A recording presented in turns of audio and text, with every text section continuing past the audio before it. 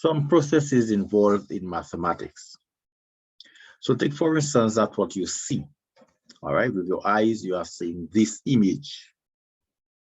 Okay, so as you are looking at this image, these are the words that can come in your mind. One nest with 4 eggs, right?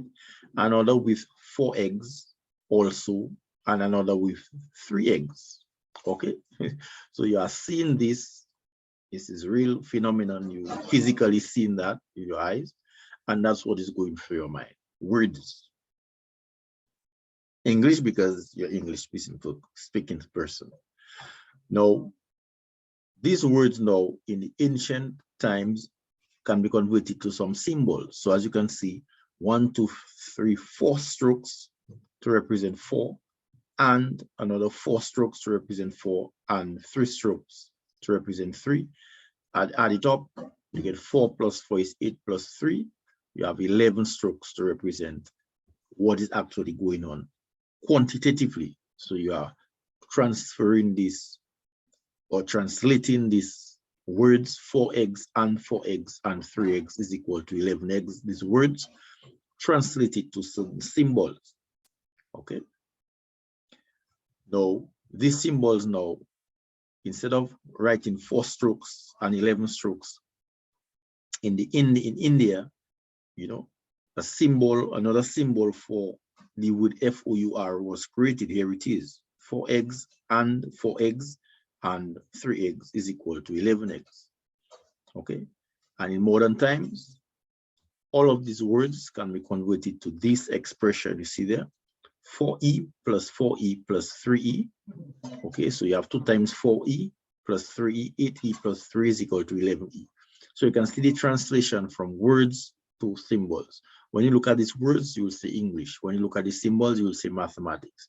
So mathematics can be considered a translation of words to symbols, like a language. Okay, and please take note that anytime you see a letter in mathematics, it represents a real world, you know, thing or event or variable. Here E represents eggs, you see. So anytime you see a letter, it represents something real. Okay, and here it is again, the whole idea of words turning to symbols. So from that, you can actually derive a definition of mathematics, stating that first starts when we objectively perceive the real world with the 5 senses, example, the eyes. Then in order to communicate the subjective abstraction of the mental image that was formed in the visual cortex, that's the mind, we design diagrams and graphs. We also convert words to symbols. In that way, we facilitate the documentation, thus written communication of ideas involving numerical analysis. So take a look at all these words and take a look at this simple expression. This expression you see there, 4E plus 4E plus 3E is equal to 11E, is communicating the same thing that these words are, you know, communicating. The same information is being conveyed. And as you can see, this is required less symbols than all of these words. Okay, but they mean the same. Okay, and that's what math does a lot, converting words to symbols.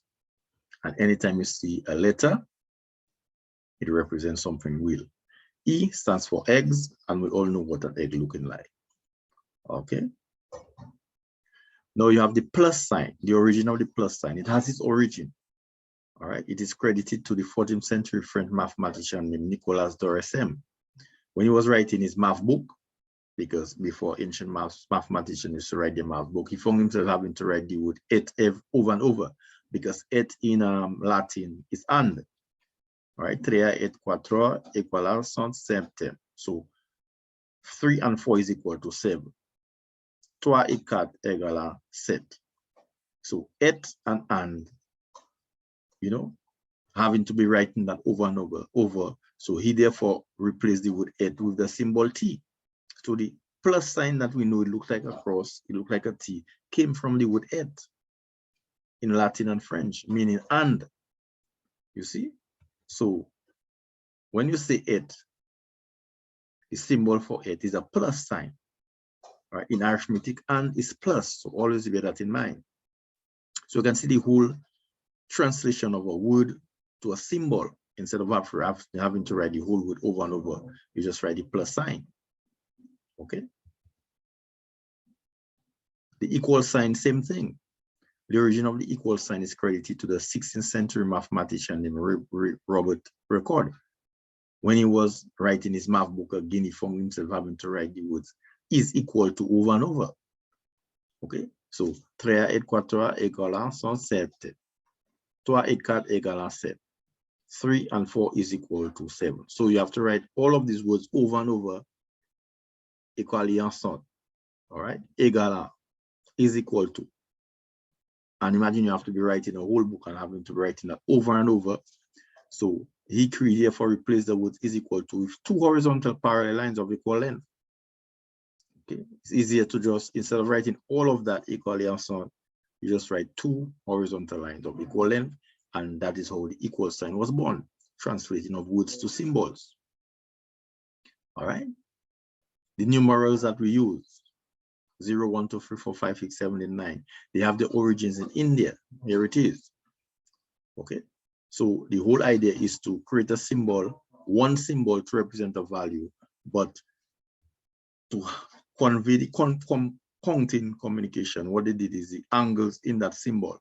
So the 1, there is only 1 angle, 0, no angles, 2, 2 angles, 3, 1, 2, 3, 4, 1, 2, 3, 4, 5, 1, 2, 3, 4, 5, 6, 1, 2, 3, 4, 5, 6, 7, 1, 2, 3, 4, 5, 7, 8, 1, 2, 3, 4, 5, 7, 8, 9, 1, 2, 3, 4, 5, 7, 8, 9. As you can see, one symbol, but you have the 9 instead of having to write a 1 and a V for 5, a V for 5, or 1 and a V for 4, 3 strokes for 3, you know, that's how the Romans used to do it.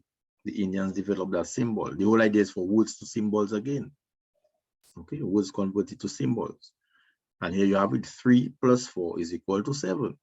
And you call it mathematics, but it has its origin from the translation of words to symbols. Okay, bear that in mind.